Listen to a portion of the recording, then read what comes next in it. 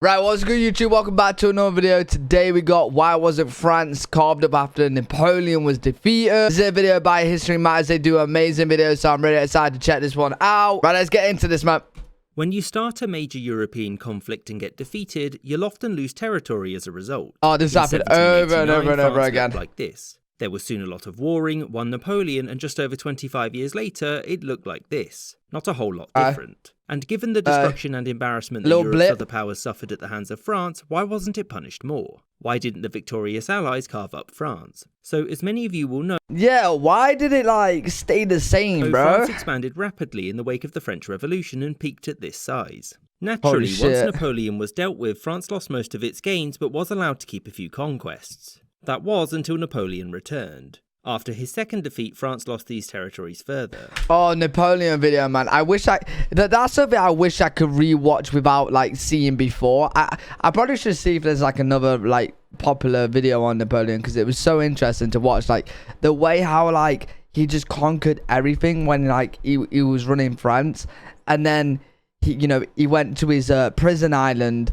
And then they thought nothing of him. And then he ends up going back again and doing his... Oh, it's so fucking funny, bro. The French border regions the guy is a walking beast. The Congress of Vienna, called by the victorious powers to decide what was to be done with France and her allies, was ongoing. It was decided that France wouldn't be dismembered or have large swathes of land taken from it and given to anyone else. This wasn't exactly a unanimous decision. The coalition powers fell into two groups. The first was the Punish France camp. This included Prussia, the Netherlands, Switzerland, Savoy, and to a lesser extent Austria, whereas the other powers were in the let's not be hasty camp. This included the United Kingdom, Russia, and unsurprisingly, France itself. And this division was something that the French representatives, led by Charles-Marie de Talleyrand, were able... How could France themselves be like, yo, guys, so, let's not punish us, you know? We're up for not punishing us. Like, bro, that's just a no-brainer. Prussia gained this from the Congress. Its original hopes were for this, but Talleyrand was able to convince the British and the Russians to pressure Prussia to accept these lands along the Rhine, which notably included this piece of France proper. This kept the Russians and the Austrians happy, gave Prussia some very rich land to the west, and was exactly what the French wanted. So why? Why willingly give up some of your own land? Because the French were convinced the peace wouldn't last and that these lands would be hard for Prussia to maintain, meaning that in a future war France could win them for itself. This never happened, but it was an interesting idea. The Netherlands and Savoy were also countries which wanted extra lands from France. The Netherlands had hoped for this, but got told that their annexation of the former Austrian Netherlands and rule over Luxembourg would be enough, so shut up. Savoy, despite not doing anything, was given this land at the behest of Austria, who was busy trying to create an Italian confederation much like the German one, which conveniently it would also run. Do you know what? I might be, like, dumb here, right? But, like...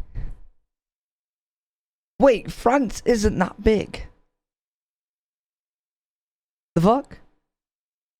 Right, okay, never mind. But what I was gonna say, right, is, like, France is right near Spain, right? And you never really... And, like, the UK is becoming really hot.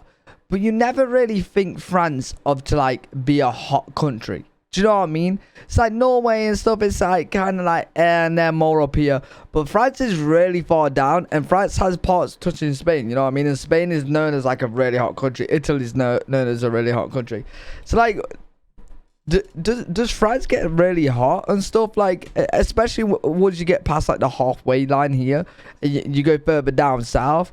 You'd think it would be really hot, right? But you never like, wait, France has fucking like snow mountains and shit, bro. What the fuck?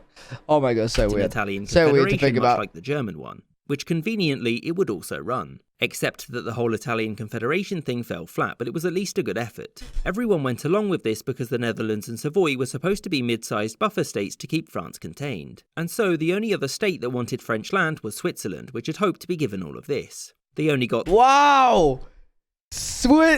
Bro, the country that gets involved with nada. They get involved with nothing, bro. They want a land from France? Oh my god. Geneva to the rest of the my country. god. And the reason was that they had no major powers on their side, since none of them would gain anything from an expanded Switzerland. And so what about the rest? Well, for the UK, Russia, and to an extent Austria, there was one primary concern: the balance of power and maintaining monarchical government in Europe. Austria wanted a strong France to counter Prussia and Britain. Russia wanted a strong France to counter Prussia, Austria, and Britain just didn't want to have to deal with the continent anymore. And carving up France meant that no one would get what they wanted. because if France lost a lot of territory, its recently restored monarchy would probably be overthrown again. It's also the reason why during Napoleon's return, the coalition didn't declare war on France but on Napoleon. The restored King of France was an ally against Napoleonic and Republican ideals, and thus stealing all of his land afterwards wouldn't have been cool. In the end, it was the coalition's suspicions of each other that meant that France needed to remain strong and unified, meaning that unlike in the wake of other great wars in Europe, major territorial losses were off the table.